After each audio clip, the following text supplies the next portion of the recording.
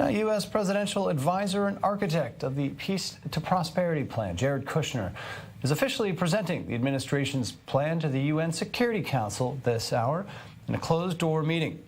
Now, in related news, an unexpected and controversial announcement was made today that former Israeli Prime Minister Ehud Olmert will hold a press conference alongside Palestinian President Mahmoud Abbas, who is expected to express his stark objection to the Trump administration's peace plan.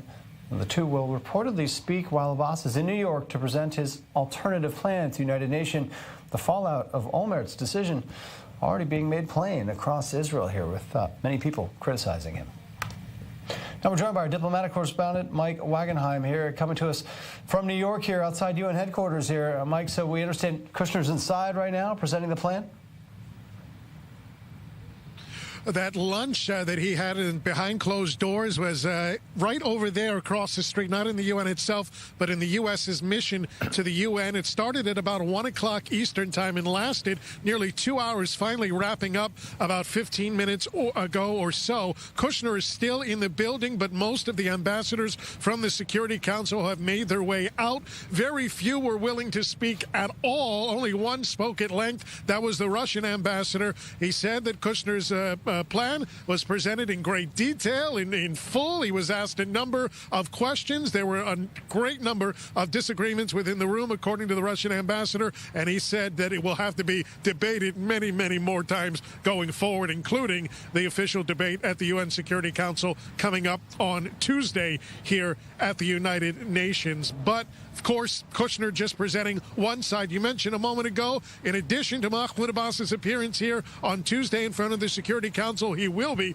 holding a meeting on the sidelines and giving a press conference with former Israeli Prime Minister Ehud Olmert. The most famous part of their negotiations in 2008, Abbas wouldn't agree to what was the most generous offer he's ever received because he couldn't study the map. Olmert wouldn't let him take the map home with him. Abbas has a map to study in great detail now. He doesn't like this map, however. That's plainly obvious, especially with what's going on right now back home in Israel.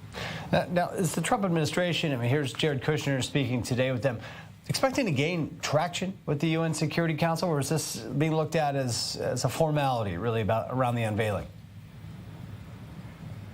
No, I think Kushner is at least trying to sow some doubt in people's minds, or maybe as the Trump administration has done in the past, especially with Nikki Haley at the helm as the ambassador, trying to kind of bully their way through and threaten a little bit that if you don't come around to our way of thinking, you're going to pay the price down the road. That worked to limited success in Haley's tenure, and Kushner may try the same thing. But really, this was just maybe to try to dispel some rumors, to try to dispel some notions about what people may think or what their interpretations may be about the plan. Maybe Kushner wanted to try to put a different spin on things before it's officially debated in the Security Council coming up on Tuesday. But in the end, the United States has the veto within the Security Council. They're going to have to use it one way or another before it heads to the General Assembly.